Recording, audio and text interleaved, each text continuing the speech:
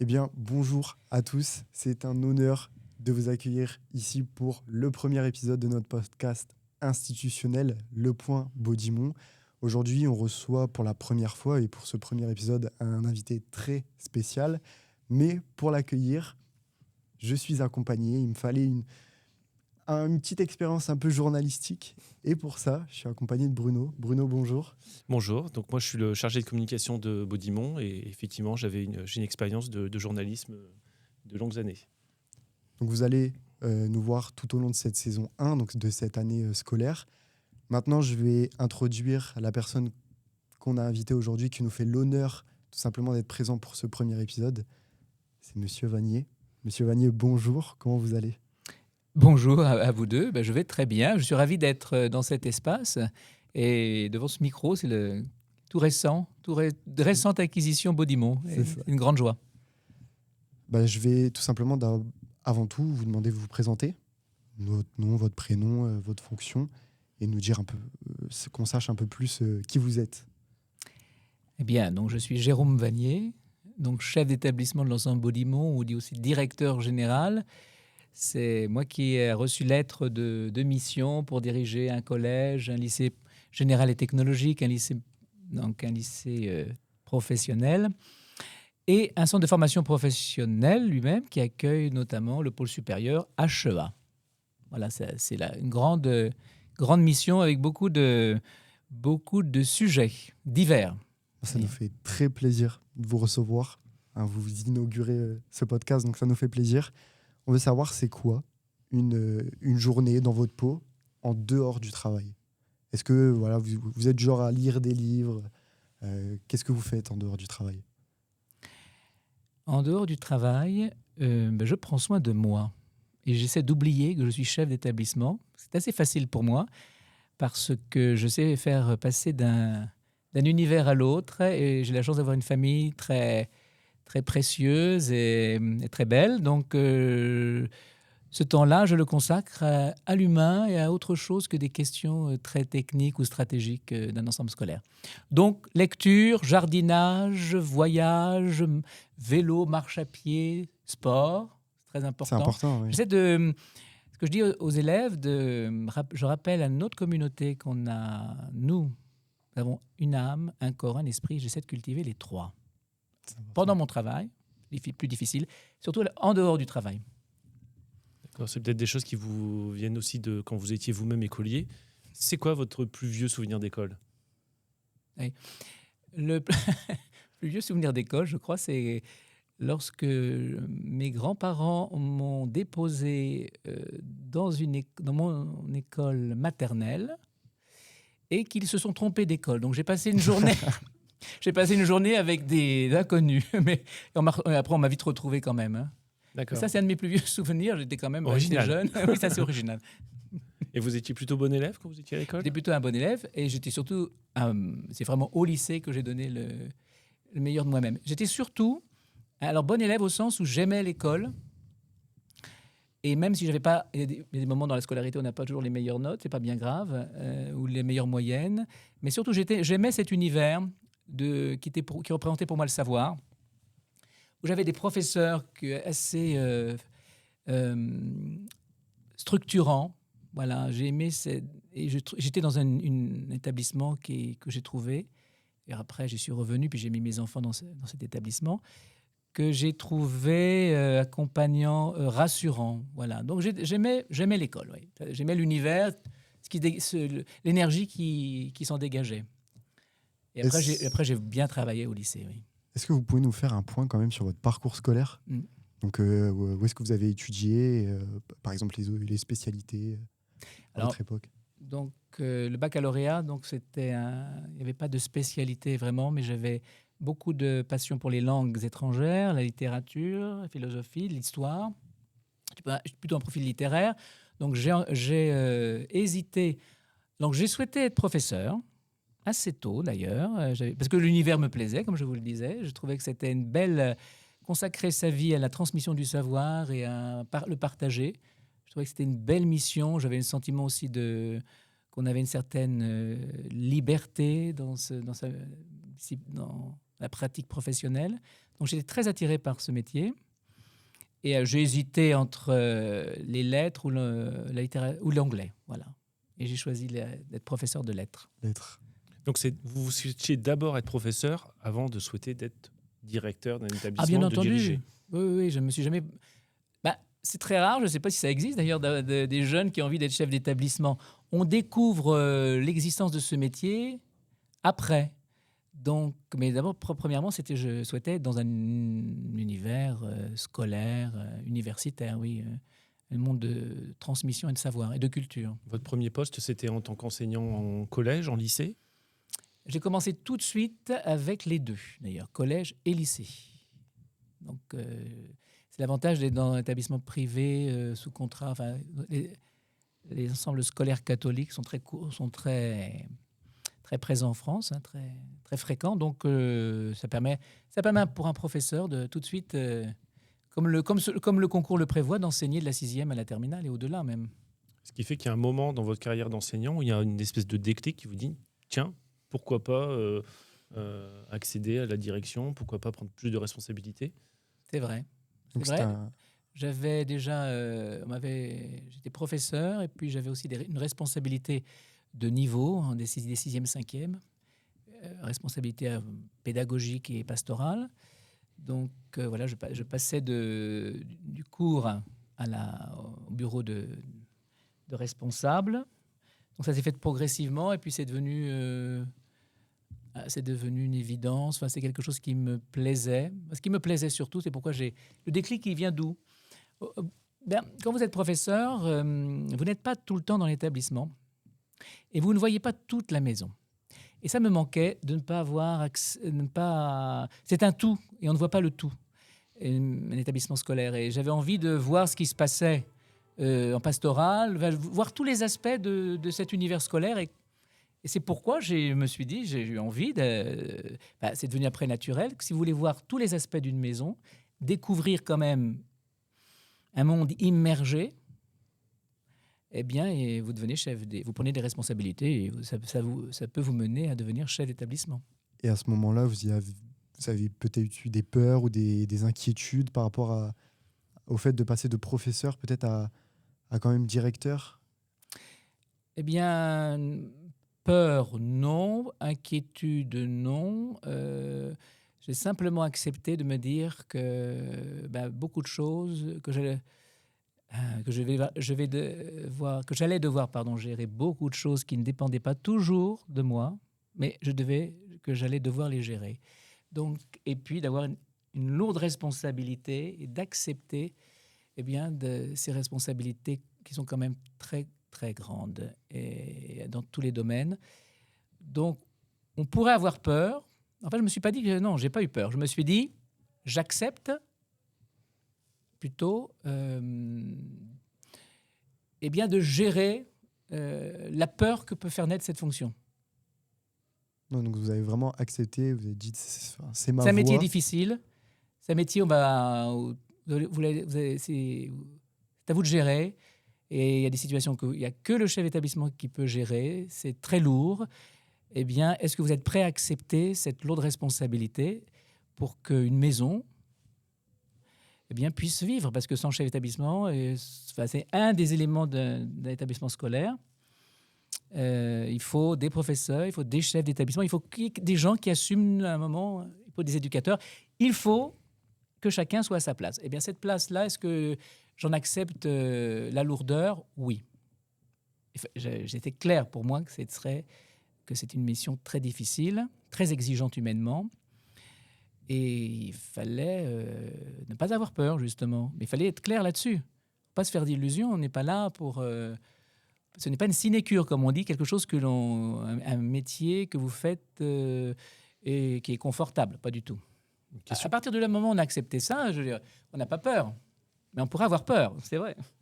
Bon, une question un petit peu plus légère, qui là, je suppose c'est une décision que vous prenez plus facilement. Nous, on connaît la réponse. Vous êtes plutôt café ou thé le matin? C'est important. Oh, café. Oui. Mais je ne refuse pas un bon thé aussi, hein, mais plutôt, il y a plus de café que de thé, oui.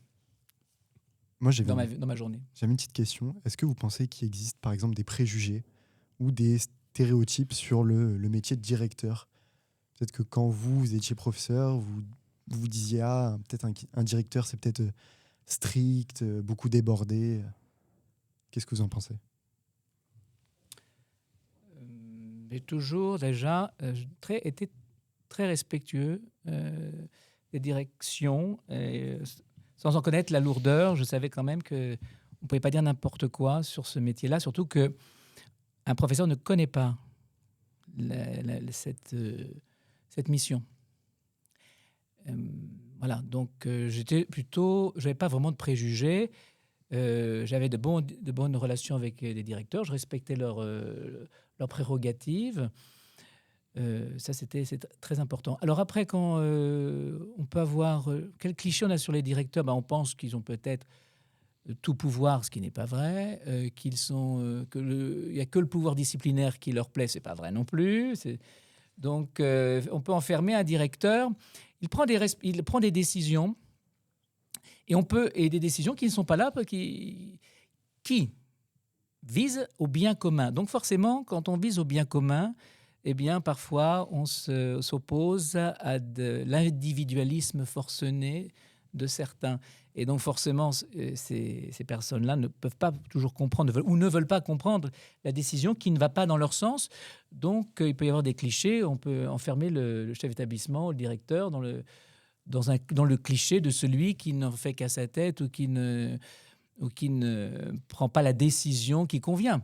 Oui, c'est beaucoup d'incompréhension. Il peut y avoir de l'incompréhension dans cette appréciation de ce qu'est le métier de chef d'établissement. Voilà. Moi, j'ai pas toujours été chef d'établissement, mais j'ai toujours refusé d'enfermer les personnes dans des étiquettes.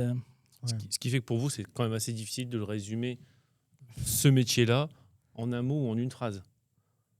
D'après ce qu'on comprend, c'est qu'il y a quand même une complexité du métier. Oui, c'est un métier où tous les aspects sont sous notre responsabilité. Enfin, on doit veiller sur tous les aspects. C'est la pédagogie, c'est la pastorale, c'est l'immobilier, c'est la maintenance, c'est la relation avec l'extérieur. Enfin, là, ce sont des champs. C'est un métier très complet. Voilà comment je peux le résumer, si vous voulez. Très complet dans le domaine éducatif. Le plus complet dans le domaine éducatif. Je passe d'une réunion avec un architecte à un conseil de discipline. Voilà, dans une même journée. Vous êtes polyvalent. Oui, en quelque sorte. On est polyvalent. Oui, il faut. Oui, bien sûr. Pour faire une unité, il faut être polyvalent, oui, parce qu'on doit connaître tous les aspects, toutes les considérations d'un établissement scolaire, oui. Et donc vous êtes devenu directeur d'un établissement avant, il me semble. Et ensuite, vous êtes arrivé ici à l'ensemble Baudimont. Est-ce que c'est Arras qui vous a choisi ou est-ce que c'est vous qui avez choisi Arras? Dans le métier de chef d'établissement, il y a des moments où on vous appelle, on vient vous chercher. C'est mon 4e établissement. Donc, 2 fois, j'ai été appelé et 2 fois, j'ai fait la démarche. Et je préfère la démarche d'un recrutement. Pourquoi? Parce que là, je vais répondre à votre question. J'ai choisi Arras et Arras m'a choisi. Enfin, j'ai choisi Baudimont et Baudimont m'a choisi. Donc, chacun a fait un chemin et je préfère ça plutôt qu'on vienne vous demander de prendre une mission alors que vous ne l'avez pas forcément sollicité. Je trouve que là, l'adéquation, l'union, l'alliance est bien meilleure dans le cadre d'un recrutement où on postule. Donc là, j'ai postulé pour Baudimont à Arras.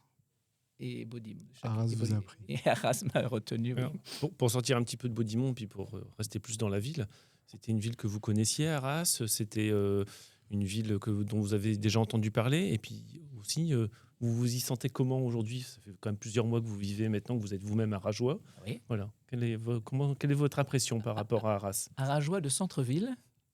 Et donc, je connaissais de nom Arras. Je n'étais jamais venu à Arras, mais comme j'avais quand même beaucoup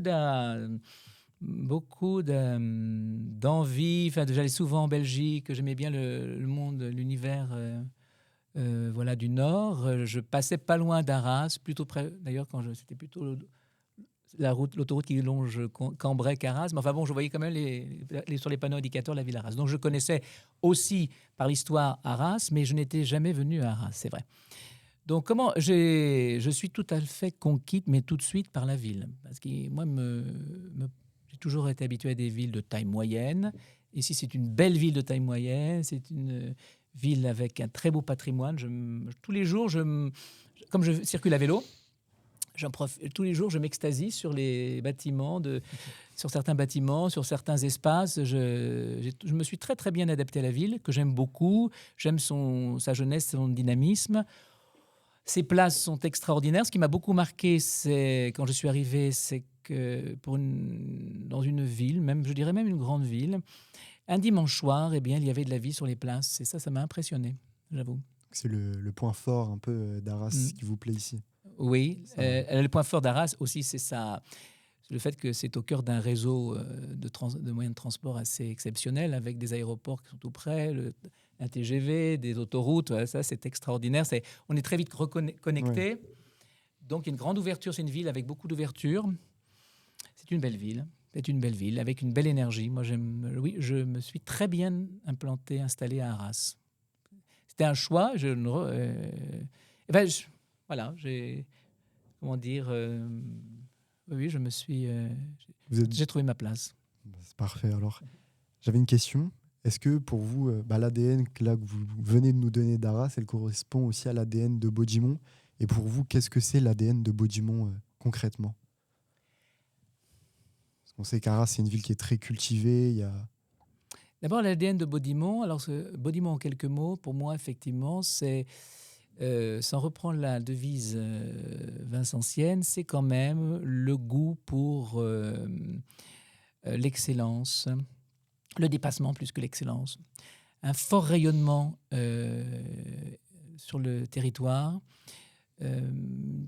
beaucoup de partenaires, c'est une grande ouverture, oui. C'est un établissement, c'est un établissement qui n'est pas replié sur lui-même. Ça, c'est très... c'est ce qui m'a marqué, c'est ce qui d'ailleurs me contente tous les jours. C'est un établissement qui est en lien, qui cultive la relation à l'intérieur, à l'extérieur. C'est quelque chose que vous avez senti directement ou ça vous a pris du temps à identifier ces points forts à Baudimont?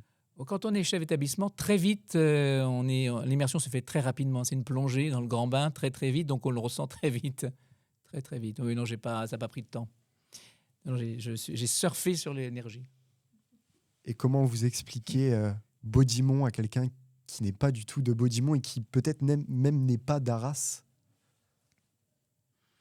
Baudimont, en quelques mots, je crois que c'est un établissement scolaire où on peut s'épanouir, trouver sa voie, son chemin, actuellement de la 6e au bac plus 5. Donc en fait, c'est et au-delà, parce qu'avec l'incubateur, on essaie d'amener le plus loin possible les jeunes dans l'insertion professionnelle. C'est l'accompagnement que nous permet, c'est une carte de formation assez exceptionnelle, avec quand même beaucoup d'offres. Non, c'est la diversité et le dépassement. Et le rayonnement, j'insiste beaucoup là-dessus. Alors, on rythme à nouveau avec une question un petit peu plus légère. Récemment, est-ce qu'il y a une série ou un film qui vous a marqué particulièrement? Récemment,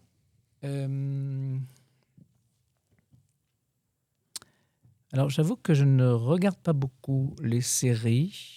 Peut-être plus des films. Même peut-être pas récemment, peut-être quelque chose qui vous a juste... Un film qui vous a marqué et qui est un peu... Ah oui, ça oui. Voilà, Parce que moi, j'ai jamais grappillé un peu partout. J'ai pas forcément un film qui m'a... Qui vous représente ou peut-être oui, c'est un vieux film de Blake Edwards de 1969 avec Peter Sellers qui s'appelle The Party. Bel accent anglais. Mais j'essaye. C'est un film. Alors c'est un film très poétique, mais surtout c'est un film où il n'y a pas de parole. Et moi qui aime beaucoup la voix, c'est un peu paradoxal, c'est vrai, mais j'aime cet univers un petit peu poétique que dégage ce film un petit peu de la fin des années 60. C'est un film que je regarde toujours avec plaisir. Donc, n'hésitez pas à les regarder. Hein. Et il faut aller Pour voir, les gens il faut qui découvrir, écoutent le podcast, faut découvrir Blake Edwards. On mettra les références. Exactement. Mettre une petite affiche peut-être. Voilà.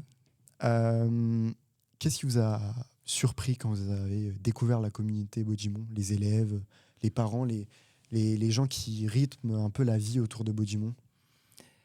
Eh bien, l'exigence, le professionnalisme, oui.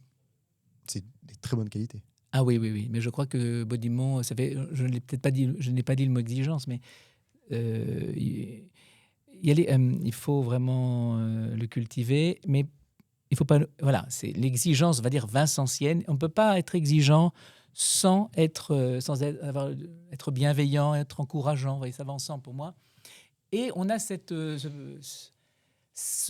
fondations solides que sont l'héritage de Saint-Vincent de Paul qui passe par les filles de la charité.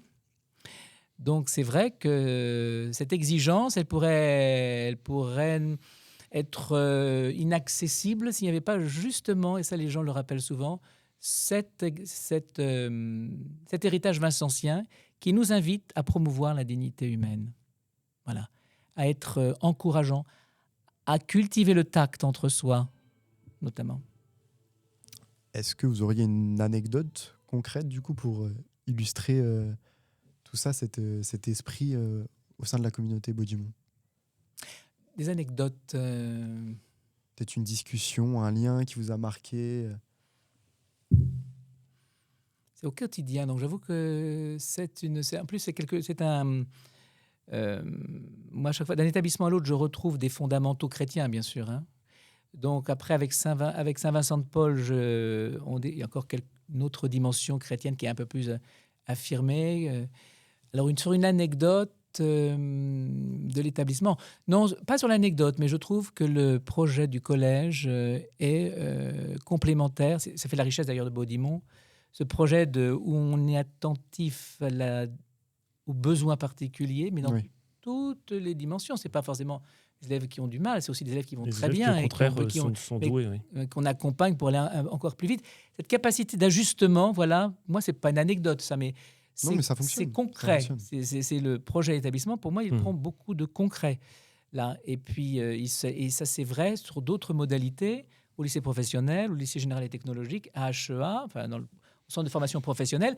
Là, il y a quand même au centre de formation professionnelle une attention justement aux jeunes, parce qu'il y a des CAP, il n'y a pas que des masters, il y a aussi des CAP dans le centre de formation professionnelle. Là, il y a des profils totalement différents. Ça, c'est pas une anecdote non plus, mais c'est du concret qui parle de Baudimont. Oui, c'est une très bonne réponse.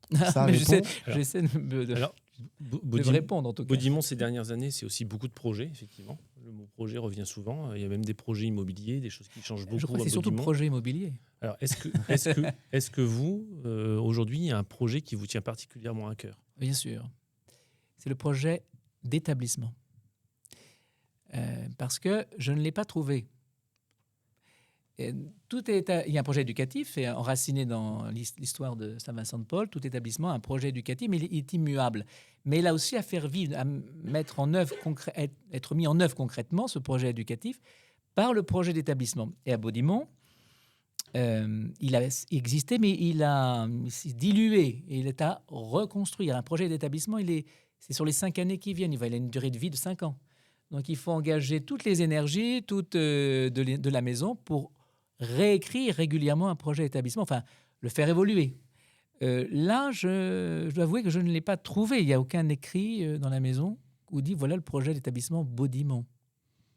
Donc ça, c'est le grand projet des années à venir, qui a commencé par les conseils d'établissement depuis l'année dernière. On a travaillé sur la lutte contre le harcèlement scolaire, on a travaillé sur le projet numérique. Enfin, ce sont des aspects, des axes d'un projet d'établissement. Il est quand même, lui, à écrire dans son intégralité, dans son ADN, on va dire, dans son fondement de projet d'établissement. Ça, c'est le projet, oui. À côté des projets immobiliers, on a eu beaucoup de projets immobiliers. La première grande campagne de 8 ans s'achève, là, à la rentrée. On n'enchaîne pas tout de suite sur un autre projet immobilier. Là, on est en train de se repositionner, de se replacer, de s'asseoir pour voir s'il y a un autre projet immobilier ce qu'on va faire. Mais on n'enchaîne pas projet immobilier sur projet immobilier. Ouais. Ça ne fait pas d'ailleurs. Là, ce n'est pas non plus l'ADN d'une maison de passer de projet immobilier en projet immobilier. S'il n'y a pas de sens, qui est le projet d'établissement. Et aujourd'hui, donc, vous avez déjà une vision à 5 ans de ce que, par rapport à l'écriture de ce projet d'établissement, ou vous attendez qu'elle se construise? Comment ça se passe? C'est de la Concrètement. co-construction. Donc moi, je ne suis pas là pour imposer un projet d'établissement. Je suis là pour, dans l'esprit que vous abordez, c'est-à-dire celui de trouver le fondement, la spécificité de Baudimont, en co-construction, de l'écrire. Mais ça demande l'engagement de tout le monde, de tout. Et on participe au conseil d'établissement aussi des parents d'élèves. Il y a aussi les jeunes qu'il faut entendre. Bon, il y a à mettre ce projet d'établissement, il n'est pas écrit. Et l'évaluation qui s'achève, l'évaluation que nous menons de l'établissement qui a commencé au retour des vacances de Noël, est une étape pour justement étape préparatoire pour rédiger pour commencer, mettre en place et écrire un projet d'établissement. Donc j'imagine que vous êtes quand même assez impatient déjà de savoir à quoi ça va aboutir ce projet d'établissement. Ensuite de voir peut-être après avoir mis en place ce projet d'établissement ce que sera devenu Baudimont. Je ne sais pas si je suis impatient parce que c'est un métier où j'ai appris la patience. L'important pour moi, c'est d'avancer chaque jour. Donc chaque jour, on fait un pas de plus vers le projet d'établissement. Oui. Oui. Donc, mais je ne suis pas impatient parce qu'il faut le temps est un allié. Et pour que ce projet corresponde vraiment à notre ADN, à ce qu'est Baudimont, il ne faut pas aller trop vite, mais il faut avancer à un bon rythme, un bon tempo. Il y a aussi des mauvaises surprises parfois. Est-ce que vous avez souvenir du pire email que vous auriez pu recevoir un lundi matin en allumant votre ordinateur, en vous installant au bureau? Peut-être pas ici à Baudimont d'ailleurs. Hein. Le pire email, pour moi, ça serait... bon, on reçoit beaucoup d'emails et puis pas forcément des mails très, très cordiaux ou avec beaucoup de de tact. Hein. Mais c'est pas ça, malheureusement, c'est la relation humaine qui n'est pas toujours tempérante. C'est pas le pire email, je crois, c'est d'apprendre. Généralement, on l'apprend pas par email, mais ça peut arriver le décès d'un membre de la communauté, parce que ça, ce sont pour un chef d'établissement, pour toute la communauté, mais pour un chef d'établissement, c'est une épreuve qui demande, qui est impactante et qui demande de prendre soin de tout le monde. Je veux dire, c'est très très exigeante. D'abord, il y a l'épreuve individuelle, mais tout de suite, c'est le chef d'établissement, la dimension collective qui l'emporte pour vivre au mieux ce deuil. D'où la difficulté quand même d'être directeur. Il faut savoir aussi... Bon, oui, c'est un métier très difficile. Oui. Oui, parce que... pourquoi difficile? Parce qu'en fait, vous êtes responsable du tout. Des succès comme des échecs. Et les échecs ne sont pas forcément les vôtres, mais vous devez les assumer. Donc, il faut accepter ça, c'est tout. Alors, à partir de là, c'est très supportable, mais il y a un dépassement personnel quand même. Et est-ce qu'il y a une parole que vous aimeriez en fait, donner aux élèves de la communauté Baudimont et que vous n'avez pas forcément l'occasion de pouvoir leur partager cette parole au quotidien? Dès que je peux, parce que j'essaie de parler, parce que chef d'établissement, comme je viens de le dire, c'est beaucoup de sujets, donc on passe beaucoup de temps à recevoir, à écouter, à décider, à organiser. Bon, bref, vous n'êtes pas près de tout le monde tout le temps. Donc il faut trouver des occasions pour parler aux gens et pour leur non pas pour leur dire que vous travaillez, mais pour leur dire que voilà où on en est. Enfin, voilà quelle est la ligne de fond de tout ce que l'on fait. Voilà la ligne de fond. Et la ligne de fond, et aux élèves, je ne cesserai de le dire, et là, je ne fais que répéter ce qui est dans la Bible, c'est « vous avez du prix à nos yeux ». Et votre avenir, il n'est pas déterminé. Alors surtout pas dans un établissement scolaire. Tant qu'on est dans un établissement scolaire, tout est possible. Donc il faut saisir cette chance de vous dire que vous avez la chance d'être dans un univers de culture, de savoir, de relations humaines. C'est pas toujours facile. La relation humaine est compliquée, mais elle vous fait grandir à la fin. Et rien, votre destin n'est pas figé, n'est pas déterminé. Vous avez, même, et quel que soit l'âge, je dirais, vous avez, tant que vous êtes... voilà, tant que vous avez la vitalité, vous avez, le lendemain, c'est à vous vous pouvez en chanter le lendemain. Donc, il faut le vouloir, il faut garder beaucoup de respiration. Et vous dire que voilà, c'est précieux et ça vaut la peine. Dans certains messages de communication, Baudimont promet la réussite pour tous. Pour vous, c'est quoi un élève qui réussit ? Oui, un élève qui réussit, c'est un élève qui a trouvé sa voie. Qui est épanoui. Et donc, forcément, qui est épanoui. Et qui n'a... Trouver sa voie, ça a vraiment un sens. Hein. Je veux dire, c'est pas la voix de papa, c'est pas la voix de maman. Et sa voix, d'ailleurs, j'aime bien parce que le mot est... C'est voix VOI, oui. Mais aussi voix VOX, c'est très important, la voix, la parole, la respiration, tout ça. Trouver sa voie, oui, c'est d'avoir trouvé son identité. C'est ça un élève qui réussit. Enfin, une personne qui réussit, tout simplement. Vous trouvez en général que l'école, avec un grand E, hein, parce que l'école, c'est pas que Baudimont, c'est aussi... Voilà, il y a plusieurs établissements scolaires tout autour de nous. Aujourd'hui, ça permet ça, vraiment, aux jeunes de pouvoir trouver sa voie, de pouvoir s'épanouir. Eh bien, c'est imparfait. Mais ça a le mérite d'exister. Et puis, il y a le mérite qu'il y ait beaucoup de monde qui ait envie qui se mobilise tous les matins pour que ça puisse être vrai. Mais ça ne suffit pas d'avoir une école et d'avoir des programmes. Ça dépend. S'il n'y a pas le sens de ce que l'on fait, bien sûr, c'est imparfait.